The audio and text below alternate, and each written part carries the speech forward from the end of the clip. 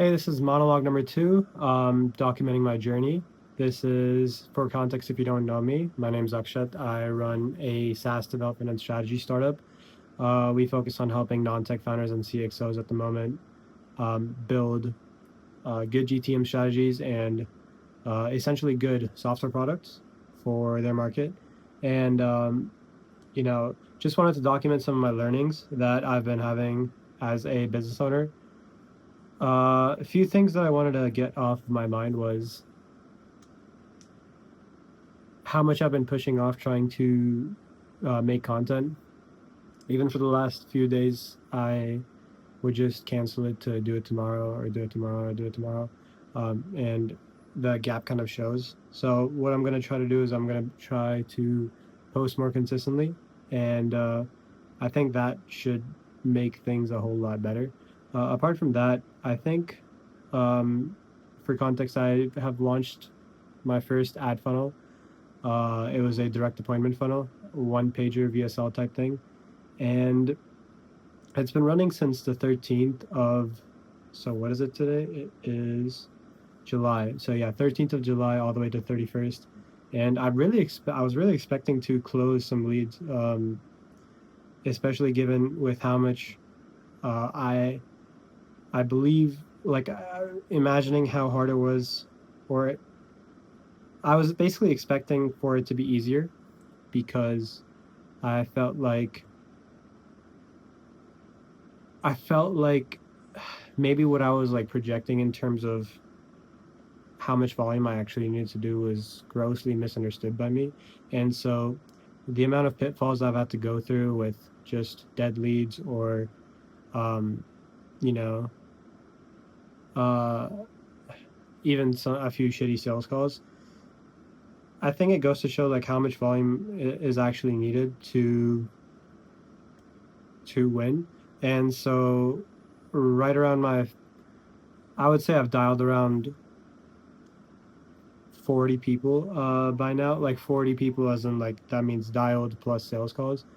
And so like I've had like 6 to 7 sales calls, canceled like 5 more, uh, had like 6 no shows. So, really realizing how hard it is to get people to show up to a call and then having to close them, sending proposals out and everything. It kind of made me underestimate what I don't even know. And so the one thing that I took away as a learning was uh, the more action you take, the more doors open. So try to open as many doors as you can. If you're even watching this, by the way, I'm talking to a void from what I understand, but try to just violently take action and the doors open by themselves. And I'll give you a great example with my journey. When I was like contemplating running ads and I was a little bit like I was learning the ropes and everything on what exactly I needed to do, I got into like a lot of, I would say, analysis paralysis of what positioning should I follow. For reference, right now our messaging kind of helps, or like our best performing ad is basically about non-tech founders, helping non-tech founders and CXOs build a proper SaaS feature MVP list and uh, getting a product blueprint and getting the GTM strategy right and helping them develop the first product blueprint so that I think I might have repeated that so that they can essentially close an investor or like walk into investor rooms with confidence so that in case that they need venture capital to raise their funds they can do so and do it with confidence.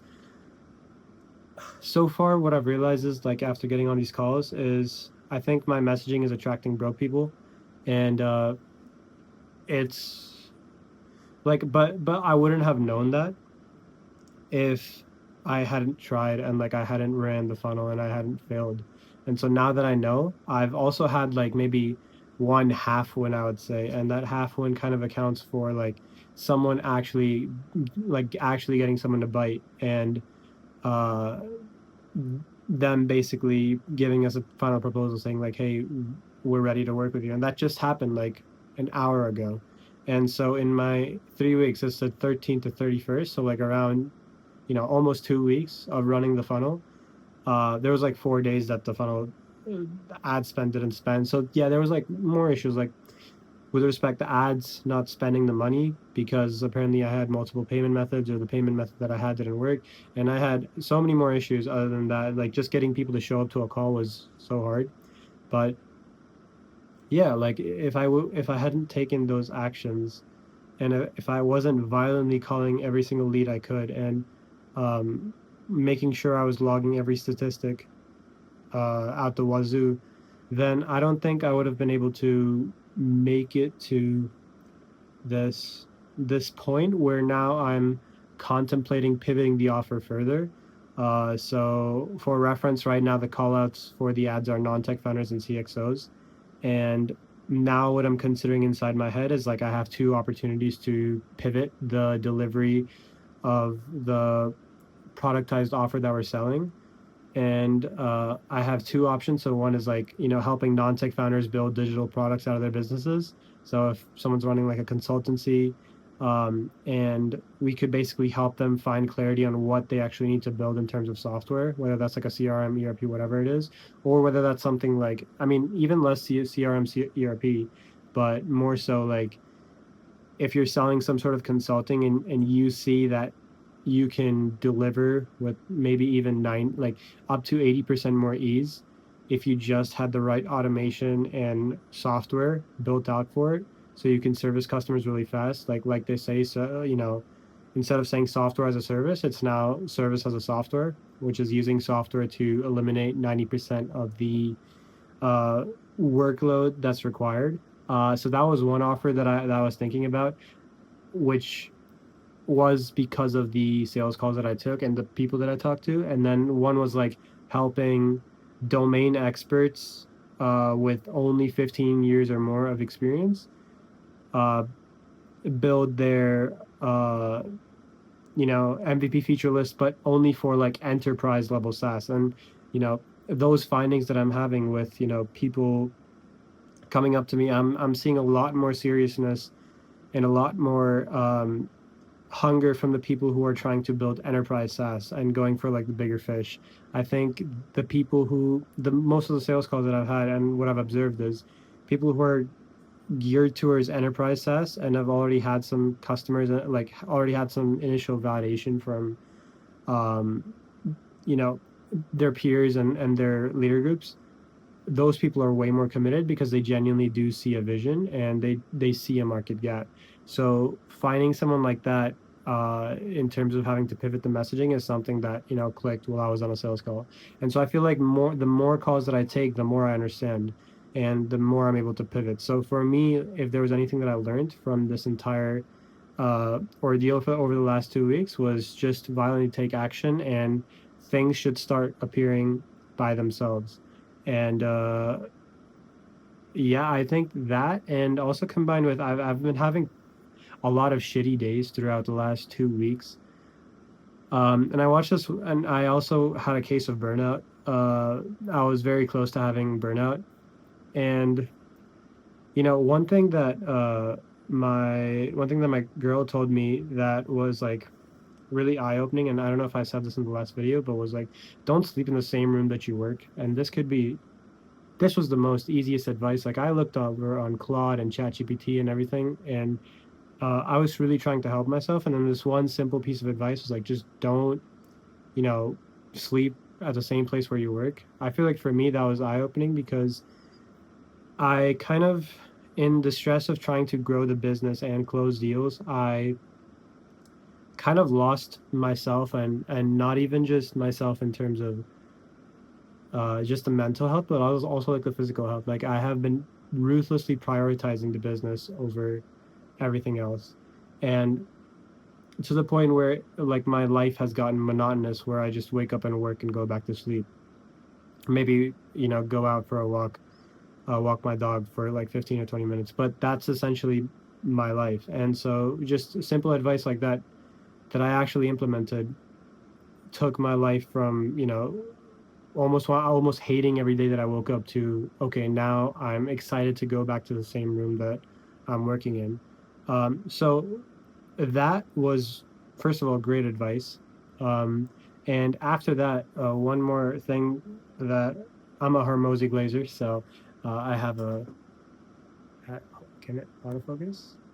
Yeah, if you guys can see it, I have a Hormozy poster. Um, it's just like basically one of his tweets saying, "I cannot lose if I do not quit." Uh, so yeah, one of his videos I was watching, and he basically said that you it's like there's a probably, if you drew your days of being a business owner as a probability distribution, you would have 10%, like the bottom 10% would be your worst bottom, like your worst days. So out of 365, 36.5 or 37 days are going to be your worst days. And then you're going to have top 10% days, which is again 37 days, 36.5, 37 days, right? And so he said that the amount of bad days that you have will be 10%, right? So 37. So if you divide 12 months, or if you divide 37 days by 12 months, you get 3 days a week, or sorry, 3 days a month. And that kind of equates to almost around 1 day a week. So you're guaranteed throughout all your days are going to have one bad day at work. And I thought that was a great way to put it because it is obviously true. And then sometimes even of that 10%, you're going to have 10% of the worst days. So like the worst 10%, and then the 10% of that 10. And that's like 3 days a year. So you might have 3 days a year where you might feel like you've lost it all. And you could have the same thing in business with the good days. And so that really opened my mind up to the fact that, instead of having this reactive fear to bad days, which everyone will always have, it's basically you will always have bad days. And so, as I was saying, like instead of being reactive, being proactive and basically knowing that, okay, there is going to be a bad day and it's always going to happen and there's really nothing you can do to stop it. I think for me, that was really eye opening. And I think I just wanted to shine some light on that, knowing like if you just expect bad days to happen, I feel like the bad days will be less bad. And for me that was a big eye-opening thing. And also there was one more thing that he mentioned, was like if you get burnt out, there's a big difference between being burnt out and there's a profound feeling when what there's like, it's like you can't differentiate. A lot of people can't differentiate, and maybe this was happening to me as well, is like something that's hard, and like while you're learning something and you're failing and you're failing and you're failing, just because it's hard doesn't mean it should be correlated to burnout, because the amount of hard things that you have to do relentlessly when you're growing business is like almost always going to be the case, right? So confusing yourself with doing hard things and learning a new skill and failing at it and not having it go as well, with mental fatigue of wanting to give up and drop everything in the business, are very two not related things. So being able to put yourself in the bucket of, okay, this thing is just hard and I'm failing at it and I'm going to get eventually better. There's some sort of freeing feeling like, okay, this thing is hard. It's not me that it's not just like I want to quit business because it's all bad.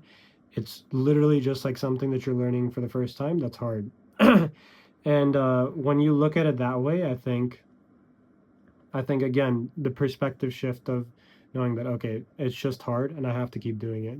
One more thing was like stress, how to deal with that. And he mentioned like in business, stress is growing, it's always growing. It's like growing business is stressful, staying the same is stressful, not doing something is stressful because now you're stressing about not doing something.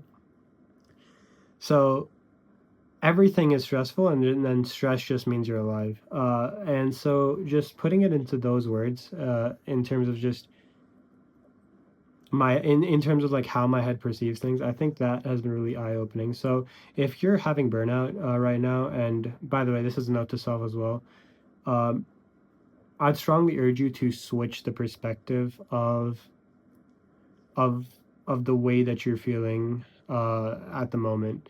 And I think that would solve 50% of what you're going through if you just looked at it differently. And I think there's a lot of power in looking at something differently from a different lens. Yeah, so those are a few things that I wanted to talk about, and I think the future looks very bright. I think I finally am starting to get it, and I think eventually I will be able to crack ads as a channel, and the second I do that, then it's onward to the next thing where I figure out content, which I'm kind of doing right now by just talking. Yeah, so this is monologue number 2. Thank you for watching. If you were able to watch this, or if you found any part of this interesting, I saw there were like 80 views on my last video. I don't really know how. If you did make it to the end, please drop a comment. And yeah, I will probably be back for monologue 3 tomorrow. Yep.